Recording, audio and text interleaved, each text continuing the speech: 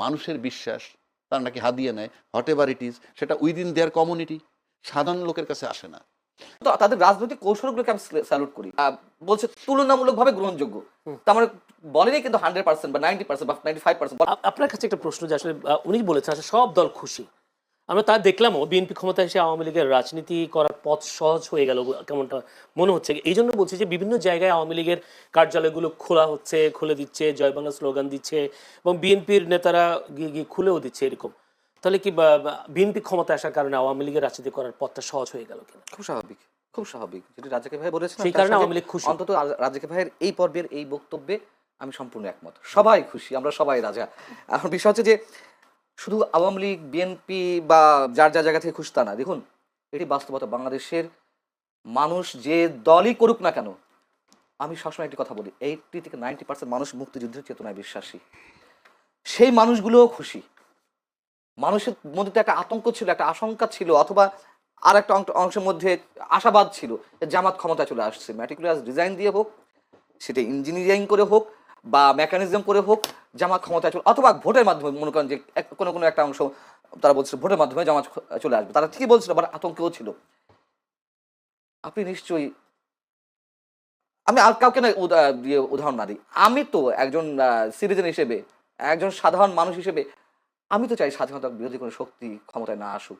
হ্যাঁ, সেদিক থেকে আমিও খুশি, অন্তত এই জায়গা থেকে। গুড, সেটাই তো বলছি, জি ভাই, সবাই খুশি। এটা তো বলতে হবে।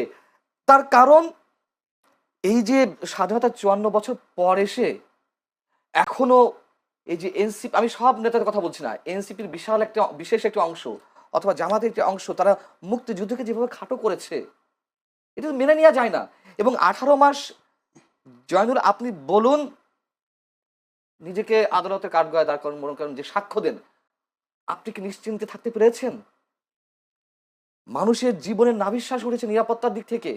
নতুন যে মবতন্ত্র কায়েম হয়েছিল, যে মানে কখন কে মবের শিকার হবে কেউ বলতে পারছিল না, এবং এইগুলো কে ঘটিয়েছে? সবাই মিলেমিশে ঘটিয়েছে। জামাত ঘটিয়েছে, বিএনপি লোকেরা ঘটিয়েছে, এনসিপি এখন ঘটিয়েছে। কি আশা করেন সামনে মতন্ত্র হবে কি হবে না? কমবে তো বটেই, কমবে বটেই, মানে একেবারে যে বন্ধ হয়ে যাবে রাতে তা না, তবে অবশ্যই কমবে এবং একটা সময় বন্ধও হবে, এটুকু আশা করি। এবং তারেক রহমান যে আশাবাদ মানুষের মনে জাগাচ্ছে, মানে আমি তো প্রথমে বলেছি, ব্রুট মেজরিটি অবশ্যই খারাপ দৃষ্টান্ত হয়ে আছে যুগে যুগে। এবারও যে খারাপ হবে তা বলা যায় না, তবে আমরা আশা করতে পারি। তিনি তারেক রহমান সব বিরোধী দলের নেতাদের বাসায় গিয়ে গিয়ে দেখা করছেন, নতুন সংস্কৃতি, অবশ্যই এটা ভালো উদ্যোগ।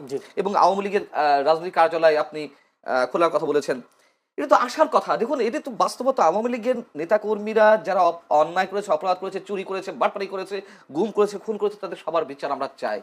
কিন্তু একটা ইনস্টিটিউশন কেন বন্ধ রাখতে হবে, যেটা রাজীব ভাই প্রথমে বলছিলেন, তো খুব স্বাভাবিক আমরা চাই। এবং এই যে টকশোতে যারা আসেন, তাদের এই অংশটাকে বাদ দিয়েন প্লিজ। ওই যে উত্তপ্ত কথাবার্তা বলে, মানে ঝগড়াঝাটি বাধায় দেয়, এবং ওই যে ইনফ্লুয়েন্সিয়াল কথাবার্তা বলে নেগেটিভলি, বাংলাদেশের রাজনীতি নষ্ট হওয়ার পিছনে এই একটা অংশ কিন্তু দায়ী। গণমাধ্যম যেমন দায়ী, এটাও দায়ী। আমরা চাই প্রতিদ্বন্দ্বিতা থাকুক, প্রতিহিংসা না থাকুক। আর একটা প্রশ্ন, সেটা হচ্ছে, আপনি নিজেই বলেছেন জামায়াতের মুক্তিযুদ্ধ বিরোধী একটা শক্তি আসুক ক্ষমতা, এটা আপনিও চান না, দেশের মানুষও চায়নি, কিন্তু ভোটের দিক হিসাব করলে জামায়াতের বেশ উত্থান হয়েছে। সেই উত্থানটাকে আপনি কিভাবে দেখছেন, বা এই উত্থানকে আরো বাড়বে নাকি কমবে বিএনপির এই প্রশাসনিক ক্ষমতার দক্ষতার জন্য, কি মনে হয় আপনার? এটা একটা ভ্যালিড কোশ্চেন, যে জামাত আরো এগিয়ে যাবে কিনা। আমার মনে হয় জামাত এটি সর্বশেষ সুযোগ ছিল আমার ধারণা মতে, মানে ফোরকাস্টিং এর জায়গাতেও 23 গুণ ওরা উত্থান হয়েছে, পেয়েছে। তার নানান কারণ আছে। দেখুন, জামাত পরিবার ভিত্তিক রাজনীতি করেছে 18 বছর। সমাজ মানে কি বলে এটাকে, এই শব্দটা আমি ভুলে গেলাম, মানে এটা শব্দটা গ্রাম ভিত্তিক, হ্যাঁ, ওটা তো আছেই।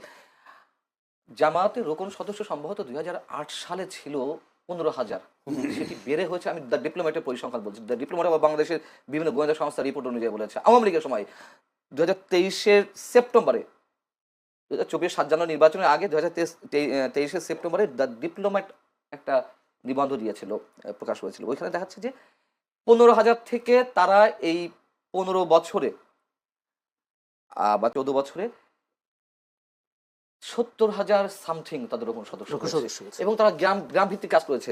দেখুন, এর মধ্যে আরো অনেক কারণ আছে। তাহলে আওয়ামী লীগের দমন পীড়ন ওদেরকে আর উত্থান বাড়িয়ে দিল, এটা অবশ্যই তাদের রাজনৈতিক কৌশল, তাদের রাজনৈতিক কৌশলগুলোকে আমি স্যালুট করি।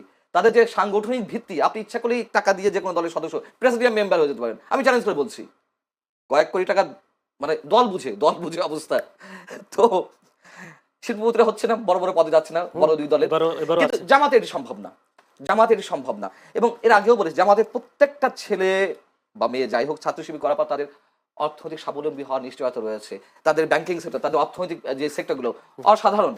যে দলের যেমন টাকার অভাব হয় না, চাঁদাবাজি করতে হয় না, ঠিক একইভাবে যারা শিবির করে আসে, ছাত্র সংগঠন করে আসে, তার চাকরি বাকরি অভাব হয় না। এদিক থেকে জামাতের রাজনৈতিক কৌশল অতুলনীয়, অভাবনীয়, অনেকটা কমিউনিস্ট পার্টি টাইপের, আগে যেমন কমিউনিস্ট পার্টি যে প্র্যাকটিসটা করতো।